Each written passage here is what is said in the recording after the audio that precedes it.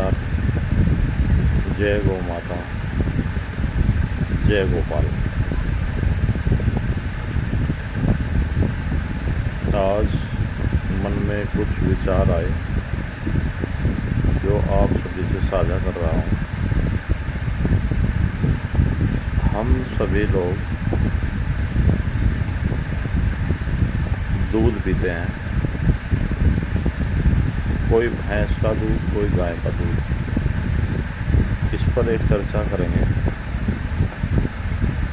क्या कभी आपने सोचा है कि हम जो दूध पी रहे हैं वो शुद्ध, सात्विक और पवित्र है या नहीं? अब 3 शब्द जो मैंने कहे, शुद्ध, सात्विक और पवित्र, तो इनको यदि हम डिफाइन करके देखेंगे तो शायद आपको इनकी परिभाषा समझ में आएगी। क्योंकि आज के इस भौतिक और कलयुग में शायद अच्छा और स्वच्छ, पवित्र और सात्विक दूध मिलना बहुत मुश्किल बात है। कल की एक छोटी सी घटना जिसने मुझे बहुत आहत किया है। मैं एक डेयरी में गया था। उस सज्जन ने अपने यहाँ कुछ भैंसें, कुछ गायें पाल रखी हैं। तो एक गाय साहिवाल नस्ल की थी लगभग, और प्योर साहिवाल तो नहीं कह सकते, लेकिन काफ़ी हद तक वो अच्छी गाय थी।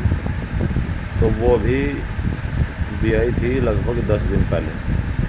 उसका छोटा सा नवजात सा बच्चा बना था। मैंने पूछ लिया, भाई इसका बच्चा कहाँ है? उन्होंने कहा ये वह है जी। तो उस बच्चे की हालत इतनी नाजुक थी कि मैं आपको बयान नहीं कर सकता। आंखों में उसके आंसू, हालत उसकी बिल्कुल ख़राब, मरणासन अवस्था में बच्चा था। तो मैंने फटाक दे के उसको कहा कि भाई इसको तो आप दूध दे नहीं रही होंगे। तो उस सज्जन ने, उस डेयरी स्वामी ने मुझे फटाक दे के उत्तर दिया कि इसको दूध देकर हम कहाँ जाएंगे। अरे वारे आज के इंसान। मैं कहा भाई क्यों? उसने कहा इसको तो 2 दिन में ऊपर चले जाना है। हाय हाय। मैं कहा क्या? दोबारा बोलना। उसने मुझे फिर कहा कि इसको तो 2 दिन के बाद ऊपर चले जाना है। मैं कहा नहीं भाई, प्रकृति तो ऐसा नहीं कर रही, आप क्यों कह रहे ऐसा? उसने कहा कि भाई हम इसको दूध पिलाकर हम कहाँ जाएंगे। तो मैंने फिर पूछा जानबूझ कर, आप इसको दूध दे नहीं रहे? कि नहीं, क्या दूध देना उसको। और फिर उसकी डेयरी में जब मैंने देखा, यदि 7 भैंसें थी और 10 गायें थी लगभग, उस बच्चे के अलावा कोई भी बच्चा उस डेयरी में नहीं था। और वो भी उसके अनुसार जो 2-3 दिन बाद परलोक सिधारने वाला था। तो बड़ा मन आहत हुआ। आप भी एक बार ज़रूर विचार करें कि आज के इस युग में हो क्या रहा है। आज का इंसान, उसकी भावनाएं, उसके इमोशन कहाँ चले गए।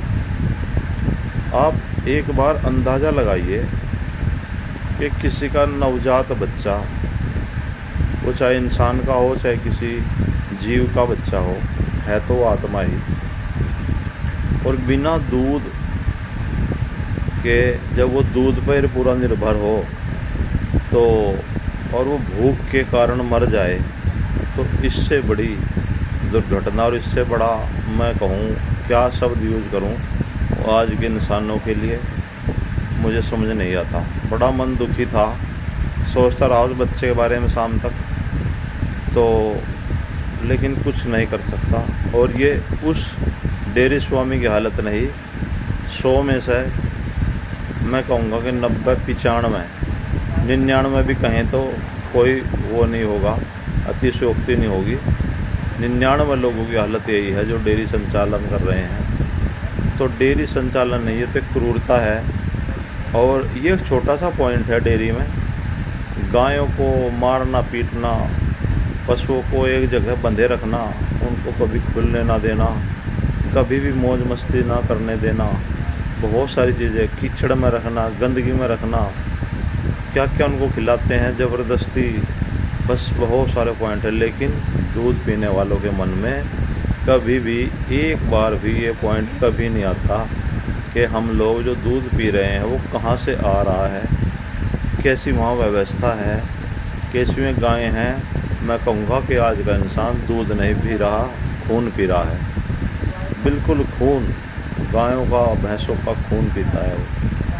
कुछ तो डेयरी संचालक गए गुजरे हो गए, और ग्राहक भी, मैं क्या कहूँ ग्राहकों को, बिल्कुल कभी भी उनके मन में विचार नहीं आता।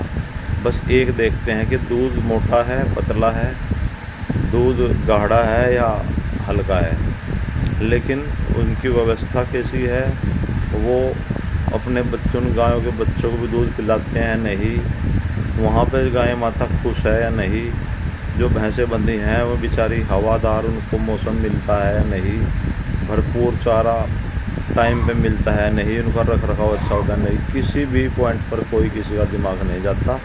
बस गाढ़ा और पतले पर उलझे हुए हैं। और गाढ़ा पतला तक भी चलो मैं मानता हूँ, लोग पता नहीं केमिकल के नाम पे ऐसी ऐसी चीज़ें लोगों को दे देते हैं जिनका सुनकर भी डर लगता है। तो मैं आप सभी से अपील करूँगा कि एक बार ज़रूर विचार करें। हम अपना दूध जो अपने नन्हे बच्चों को पिलाते हैं, हमारे औरतें कोई घरों में पकवान बनाती हैं, कोई व्रत रखती हैं और उस दूध को यूज़ करती हैं, लेकिन एक बार अवश्य सोचें कि हमारे घर में जो दूध आ रहा है वो कहाँ से आ रहा है। धन्यवाद वीडियो देखने के लिए, और वीडियो आपको अच्छी लगे तो इसको शेयर ज़रूर करना। आप सभी का धन्यवाद। जय गौ माता, जय गोपाल।